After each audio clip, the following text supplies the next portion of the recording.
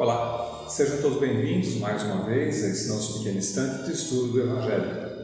Estamos estudando o Evangelho segundo o Espiritismo, capítulo 5, Bem-aventurados os aflitos, hoje os itens 27 e 28. E o item 27 diz assim: deve-se pôr termo às provas do próximo quando se pode, ou é preciso, por respeito aos desígnios de Deus, deixá-las seguir o seu curso? E o texto responde assim: dissemos e repetimos frequentemente que estais sobre essa terra de expiação para rematar as vossas provas, e que tudo aquilo que vos sucede é uma consequência de vossas experiências anteriores, o ônus da dívida que tendes a pagar. Mas esse pensamento provoca em certas pessoas reflexões que é necessário deter, porque poderiam ter consequências funestas. Algumas pensam que desde que o momento em que está sobre a terra para expiar, é preciso que as provas tenham o seu curso. Há mesmo os que querem até crer que não somente é preciso nada fazer para as atenuar, mas que é preciso, ao contrário, contribuir para torná-las mais proveitosas, tornando-as mais vivas. É um grande erro. Sim, vossas provas devem seguir o curso que Deus lhes traçou, mas conheceis qual é esse curso? Sabeis até que ponto elas devem ir? E se vosso Pai misericordioso não disse ao sofrimento deste ou daquele dos vossos irmãos: tu não irás mais longe? Sabeis se a sua providência vos escolheu não como instrumento de suplício, para agravar os sofrimentos do culpado, mas como o bálsamo de consolação que deve cicatrizar as feridas que a sua justiça tinha aberto? Não digais, pois, quando virdes um de vossos irmãos atingido, é a justiça de Deus. É preciso que ela tenha seu curso, mas dizei ao contrário: vejamos que meios nosso Pai misericordioso colocou ao meu alcance para abrandar o sofrimento do meu irmão. Vejamos se minhas consolações morais, meu apoio material, meus conselhos não poderão ajudá-lo a vencer esta prova com mais força, paciência e resignação. Vejamos mesmo se Deus não colocou em minhas mãos o meio de fazer cessar esse sofrimento, se não me foi dado como prova também, como expiação talvez, deter o mal e substituí-lo pela paz. Ajudai-vos sempre, pois, em vossas provas respectivas, e não vos considereis jamais instrumentos de tortura. Esse pensamento deve revoltar todo homem de coração, sobretudo ao espírita, porque o espírita, melhor do que todos os outros, deve entender a extensão infinita da bondade de Deus. O espírita deve pensar que a sua vida inteira deve ser um ato de amor e de devotamento, que qualquer coisa que faça para contrariar as decisões do Senhor, sua justiça terá seu curso. Ele pode, pois, sem medo, fazer todos os esforços para abrandar a amargura da expiação, mas é só Deus que pode detê-la ou prolongá-la, segundo julgue necessário. E essa questão traz uma coisa bastante interessante. Muitas vezes é dado ao espírita o cunho de ser um pessimista ou alguém que justifica todas as agruras, todas as dificuldades como sendo necessárias porque são cavadas, foram proclamadas ou foram programadas por existências anteriores ou por atos anteriores.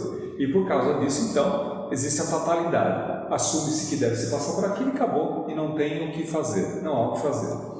Quando, na realidade, existe um papel mais importante e mais complexo que isso. Na medida em que a lei da causa e efeito traz para a gente as consequências dos atos anteriores, pode sim, através de uma programação kármica, trazer certas dificuldades, certas provas pelas quais a gente deve passar, não como punição, mas para que a gente se coloque na situação de vivenciar aquela dificuldade que porventura temos passado, se já entendemos exatamente como deveríamos agir diante daquela situação. E aí sim ganhar o benefício da provação, ou seja, ser colocado à prova se um ensinamento anterior foi bem acolhido, foi acolhido internamente. Mas, é preciso entender também que cada um de nós nessa existência tem um papel muito importante na colaboração com as outras pessoas, com as pessoas com as quais a gente convive, conhecendo ou não conhecendo. Como diz o próprio texto, o espírita deve ter consciência de que ele também é um instrumento e que muitas vezes a aprovação do outro pode ser a sua própria aprovação. Quando a gente participa ou a gente acompanha alguém que passa por uma dificuldade muito grande, por uma provação, por uma prova, por uma doença, às vezes bastante difícil, bastante dolorosa, cabe ao espírita ser instrumento através do qual Deus pode abrandar a situação daquela pessoa que passa pela provação. Então, a companhia, o estar perto, o compartilhar os momentos, o compartilhar mesmo o sofrimento, traz àquele que pelo qual passa pela dificuldade um amparo muito grande e uma força no sentido de seguir adiante. Dá para lembrar como o Cristo, no Calvário, indo na direção da crucificação, e que é ajudado pelo transeunte, que carrega junto do Cristo a cruz, no sentido de o próprio Cristo se permite ser auxiliado, porque não cabia só a ele a prova, mas também cabia a prova àquele que estava auxiliando o Cristo. Aquele também foi muito importante, porque ele também, sentindo o sofrimento, porque também levou chibatada, sofreu uma parte daquele processo, mas que exerceu para ele no sentido de ter uma empatia em relação ao que o Cristo estava passando. Muitas vezes nos colocamos diante de pessoas que passam por um sofrimento muito grande. Isso muda muito de pessoa para pessoa, mas tem pessoas que não suportam ver a dor do outro. Então, em não suportando a dor do outro, muitas vezes se afastam daquele que está passando por uma doença muito grave, porque tem dificuldades em acompanhar a doença, tem dificuldades em enfrentar o sofrimento alheio, né? Quem dirá quando o sofrimento for dele mesmo. Então, através das oportunidades, das experiências que a vida vai nos dando, ela vai nos colocando diante de certas situações para que a gente possa ir aprendendo com essas situações e aprendendo, inclusive, a como se portar se e quando algum dia essas provações, essas dificuldades se acometerem sobre nós. Quando a gente aprende a antecipar, é como se a gente fosse tomando remédios homeopáticos e percebendo que a dor, a tribulação, a doença acomete as outras pessoas, assim como pode acometer a cada um de nós algum dia. E quando a gente favorece, a gente se coloca numa situação de auxílio, de alívio naquilo que a gente pode auxiliar, a gente também se prepara para os problemas que porventura a gente possa enfrentar. Tomara Deus que a gente não passe por essas dificuldades, mas se passarmos por essas dificuldades, teremos o aprendizado de ter antecipado aquele sofrimento, para que a gente possa também se colocar numa posição mais proveitosa em relação ao próprio sofrimento pelo qual se passa. Então, você vê que essas situações, elas não são à toa. Todos os atores envolvidos nessa situação estão muito fortemente ligados. Aquele que passa pelo sofrimento, porque ele passa pelo sofrimento, mas todos aqueles que estão à sua volta, que podem auxiliar de alguma maneira, também estão ligados naquela situação, porque também cabe a eles tanto aliviar a dor daquele que passa pela provação, como também já se anteciparem, se prepararem e, através do sofrimento, aprenderem também o que é o sofrimento das outras pessoas. Lembrando que a nossa presidente, a dona Jadir, costumava dizer que é através do sofrimento que o médium consegue também sentir a dor do outro muito mais fortemente, fazer as suas preces, as suas rogativas, para que o outro seja atendido. Então é dado ao médium não o isolamento dos sofrimentos. Não é porque você virou espírita que você não vai sofrer mais. Muito pelo contrário. Deus dá para ombros mais fortes, dá pesos mais pesados. Então é dado ao espírita também a possibilidade do aprendizado através do sofrimento, para que ele possa utilizar esse aprendizado do sofrimento para se sentir mais próximo daquele que sofre e assim ser um instrumento melhor, uma ferramenta melhor para auxiliar aquelas pessoas que vai se encontrar. A gente, numa casa espírita, recebe muitas pessoas que vêm em sofrimento moral ou sofrimento físico. Se você é simplesmente frio e não percebe essa dor do outro, você simplesmente justifica, é a lei da ação e da reação. Se você está passando por isso, é porque provavelmente você aprontou algo ano passado e você vai ter que passar por dificuldade. Então, meu filho, aguenta as pontas que é assim mesmo, você vai ter que passar por isso. Olha, que tipo de alívio você propõe a uma criatura que te vem te procurar em sofrimento e do qual você diz que não tem jeito, que vai ter que passar por tudo que está passando? O Evangelho traz para a gente ensinamento, conhecimento bastante extenso sobre como cada um de nós podemos auxiliar a dor do outro e porque também poderá ser a nossa dor. Então é essa aproximação, essa empatia tão dita nos dias atuais e que falta tanto para a convivência das pessoas, de sentir o sofrimento do outro e tentar fazer o que é possível de si mesmo para não causar sofrimento nas outras pessoas. E a gente vê numa situação bastante dicotômica, né? Algumas pessoas, num momento como esse da pandemia, se cuidando, se preservando não só por si mesmo, mas também pelas pessoas com as quais convivem, pelas pessoas pensando na sociedade, e outros que não estão nem aí, estão vivendo a vida como se não existisse futuro. Esses que vivem a vida como se não existisse futuro, fatalmente não têm a concepção de que tudo tem consequência, de que a esses tipos de ação haverá uma reação nessa ou em outra existência. Muitas vezes acontece nessa própria existência, né?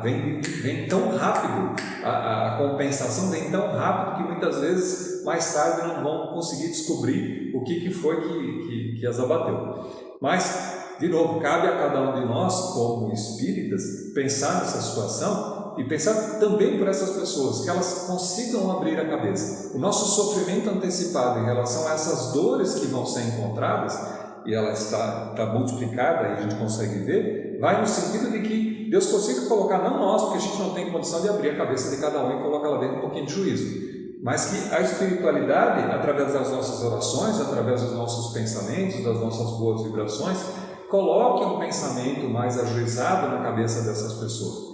É muitas vezes a falta da fé, e a fé vem no sentido da consequência do futuro, né? A fé, ela não é simplesmente uma crença em nada, mas ela é uma certeza em relação a uma atitude. E a nossa fé nos diz a consequência dessas atitudes. Essa é a fé, né? E quando a gente exercita essa fé, a gente antecipa o sofrimento desses e por isso pede por essas criaturas também, para que elas possam ser acolhidas na espiritualidade no momento do desencarne, no momento de sofrimento, e que possam ter um despertar ainda a tempo de não sofrerem as consequências de atitudes tão atabalhoadas.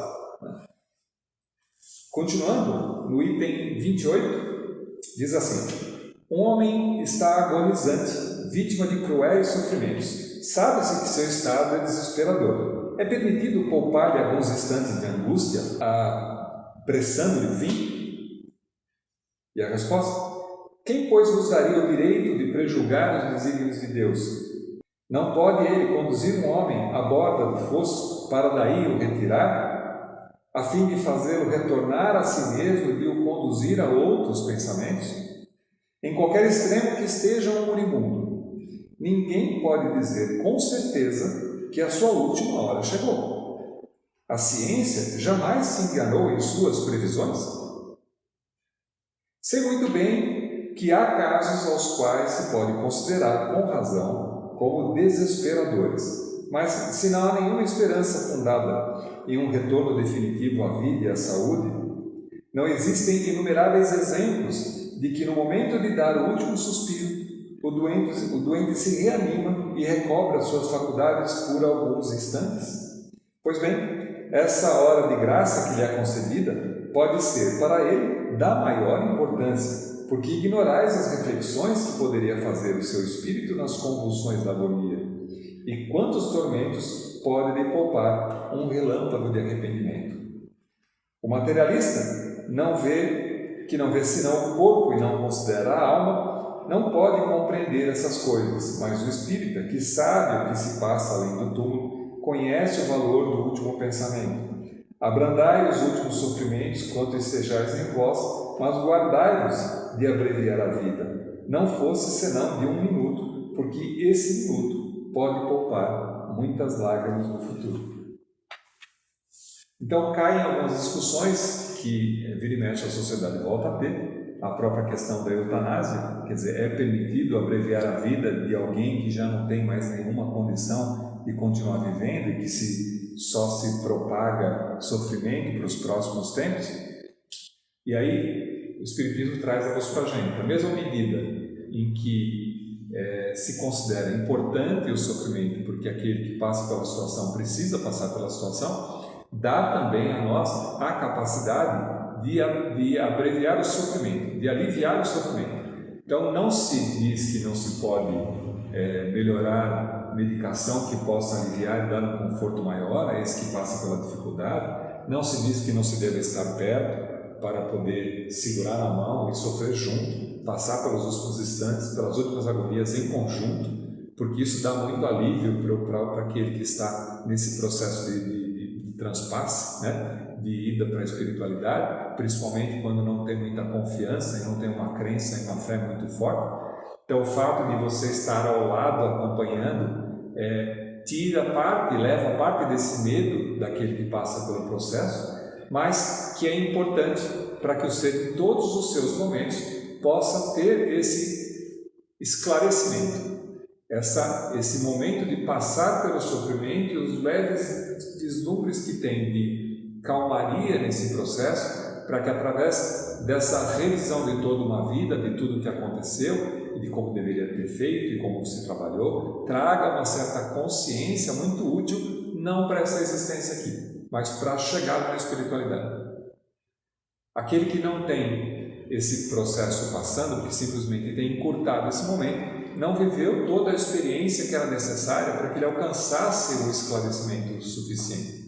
E muitas vezes, situações, a gente sabe por relatos da espiritualidade, que muitas situações assim acontecem de o espírito ter que novamente reencarnar por uma breve existência, por um curto espaço de tempo, muitas vezes períodos de uma gestação ou pouca existência de uma vida para poder cumprir ainda uma dificuldade muito grande, que era aquela dificuldade necessária que o espírito precisava, não por cumprir pagar os seus pecados, pagar as suas faltas, mas porque ele possa obter desse processo o conhecimento, o aprendizado necessário para a sua própria evolução.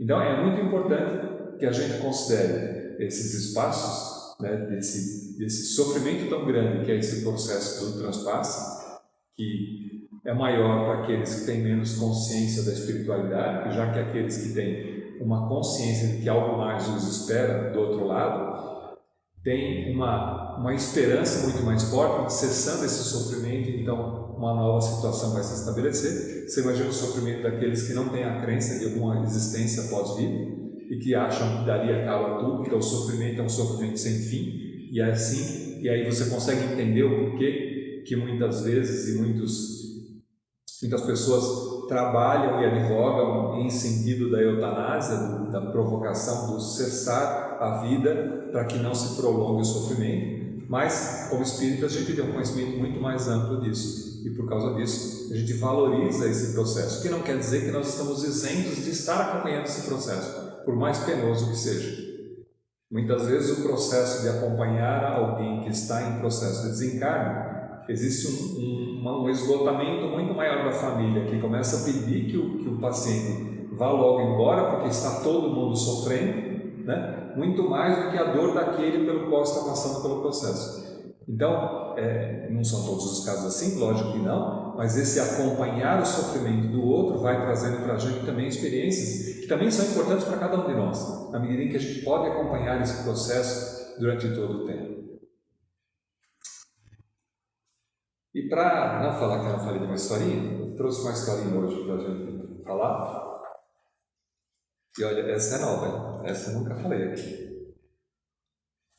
Ela diz assim: encontraram-se um dia uma lágrima, uma estrela, uma pérola e uma gota de orvalho. Falou primeiro a estrela: quem diria que eu haveria de ter o trabalho de descer das alturas luminosas para vir conversar com vocês três? Não sabem que eu sou mais alta que as nuvens e que a minha altivez fulgura entre 1000 chamas radiosas na infinita amplidão? Mas, respondeu a pérola vaidosa, quem lhe dará valor entre milhões de lâmpadas do espaço? Você não passa de um grão de esplendor, metido na poeira do infinito. Ninguém se lembra de abraçá-la, enquanto eu, lá no fundo dos oceanos, sou buscada e vendida aos soberanos para enfeitar com a minha limpidez as coroas dos reis. Vivo no colo esplêndido dos nobres e dos ricos seios das rainhas. Não sou como você, que sob o olhar dos pobres poetas vagabundos encaminha. Valho mais do que você. E ainda mais, vale mais do que o orvalho e uma lágrima, pois ambos são gotas d'água, sem mínimo valor. Com mágoa, disse o orvalho, qual de vocês três tem esse encanto de se transformar em gozo na boca imaculada de uma flor? Eu venho lá de cima, radiante nos braços da alvorada, cobrir de beijos uma rosa, que se sente tão doce nesse instante que vale a pena vê-la tão radiosa. E trago o riso no coração da terra, engolfado em pranto. Eis como sou feliz. Na campina, ou no cimo da serra, sou sempre uma esperança cristalina, nos lábios sorridentes de uma flor. E a lágrima, coitada, ela nada dizia. E o que responde você? Perguntaram os demais. E ela, rolada na terra úmida e fria, nada ousava dizer. Porém, sublime e calma, respondeu. Sou o perdão do crime e a vibração do amor. Bailo no olhar risonho da alegria, moro no olhar tristíssimo da dor. Sou a alma da saudade e da harmonia. Sou o estrido na lira soluçante dos poetas. Sou oração no peito dos ascetas. Sou relíquia de mãe em coração de filho. Sou lembrança de filho no coração da mãe. Não vivo nos seios perfumosos, nos colos orgulhosos, na ostentação efêmera do luxo. Porém, penetro no espírito do mundo, seja do rei, do sábio mais profundo, do rústico mais vil, do pecador, do santo, até na face do Senhor, um dia já rolei. Eu, lágrima pequena, penetrei no coração de Deus e fiz estremecer o pórtico dos céus. Não sei quantos pecados já lavei. A lágrima calou-se humildemente, em silêncio, a tudo contemplou serenamente, na vastidão vazia. A pérola desceu à profundeza dos mares e chorou também. O orvalho, tremulando sobre a relva, também chorava. Só a lágrima sorria. Até a próxima.